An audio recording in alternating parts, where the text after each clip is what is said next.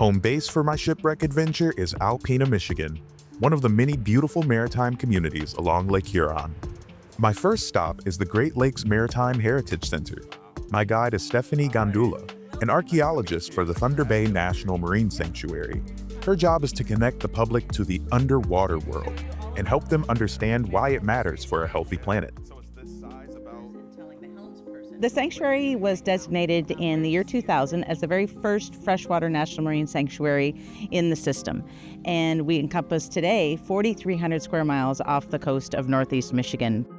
The sanctuary system was created through an act of Congress in 1972 to protect our country's special places underwater. And it's really a vast system, over 620,000 square miles of protected areas, protecting deep sea canyons, coral reefs, humpback whale migration routes, and of course the shipwrecks that were designated to protect here in the Great Lakes. The Great Lakes Maritime Heritage Center features informative and interactive exhibits for all ages. This place is seriously impressive and the best way to start your own shipwreck adventure. So which one of these are your hands-down favorite shipwreck stories? The Cornelia Windiet has a really compelling story. It's known as the ghost ship of Thunder Bay. The Ship Model Gallery features scale models of some of the most infamous shipwrecks, including the Puabik, the deadliest wreck in Thunder Bay's history, and the New Orleans, the earliest recorded shipwreck dating back to 1849. And this is one of my favorite sites because it is so accessible. It sits in only about 15 feet of water. So the glass bottom boat goes there. You can snorkel, you can scuba dive. Really neat to see the artifacts from a paddle wheeler in that clear water. You can see what's called the sponsons. So what goes around those big wheels, you can see that very clearly on the lake bottom. For all us armchair archaeologists, the Heritage Center provides a chance to experience what it's like to hunt for a shipwreck, including piloting an underwater ROV, visiting the deep water wreck of a cargo vessel, and examining a collection of recovered artifacts. So many are everyday objects, and they provide a practical glimpse into the routine and lives of the people on board. Connecting to the past is central to the experience at the Heritage Center, and a fun way to do it is to experience what it was like to live and work aboard a schooner on the Great Lakes. So remember, safety first on board. Wow.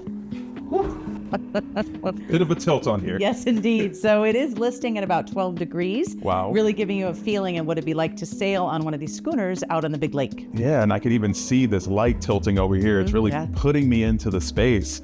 I mean, this is pretty tight, and I know they didn't have AC. It's hot, it's cold, it's wet. Why is anyone coming to stay here for months at a time? Well, really because they had to. This was how goods were shipped back during what we call the shipwreck century.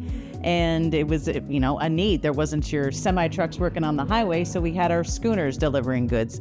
And it's still a very important part of our maritime economy here on the Great Lakes. To get a closer look at some of Thunder Bay's famous wrecks, Stephanie and I board the Lady Michigan. This special boat has a glass bottom that allows passengers to look straight down through the water. As we make our way out to the lake, we take a deep dive into the bay's storied reputation. So what makes Thunder Bay such a hot spot for shipwrecks? That's a great question because like you've heard, we have 200 within this 4,300 square miles. So really, there's a number of reasons. Of course, the weather. They don't call it Thunder Bay for nothing. I've seen a lot since I've been here. I know, just a short time. We've seen everything. So sometimes you'll have sudden fog, terrible storms. One of those wrecks we were talking about in the Heritage Center went down in the storm of 1913, which had 90-mile-an-hour winds and 35-foot high waves. And then the high traffic. So once again, this looks nice and peaceful and not many boats out here at all. But it still is a very busy waterway. And what the massive freighters can haul today, it would take hundreds of schooners. Wow. So high traffic means lots of collisions. And then the shallow bottom of the lake, especially here in Thunder Bay, the limestone reefs. And so if you don't know the area, you very well could run aground. So we have a lot of groundings as well. With still approximately 100 wrecks waiting to be found, I want to know how Stephanie and her team go about locating them.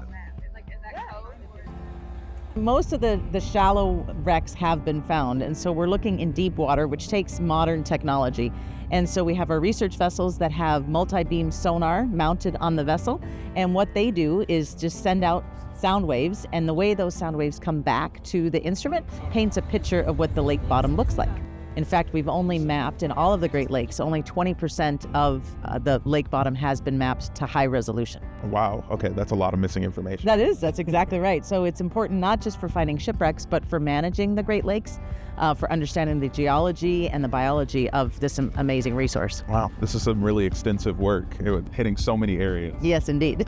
So I have to ask, and don't worry, I'm not doing any diving. Is there any treasure out here? Oh gosh, well, what we would call, as the archaeologists and the managers of this area, we would call the treasure the history itself, the stories that these shipwrecks contain. Man, it's really incredible.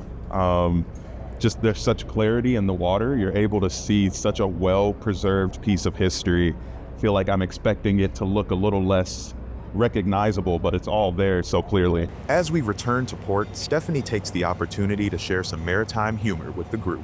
What lies at the bottom of the lake and shakes? What lies at the bottom of the lake and shakes? A nervous wreck. Yep.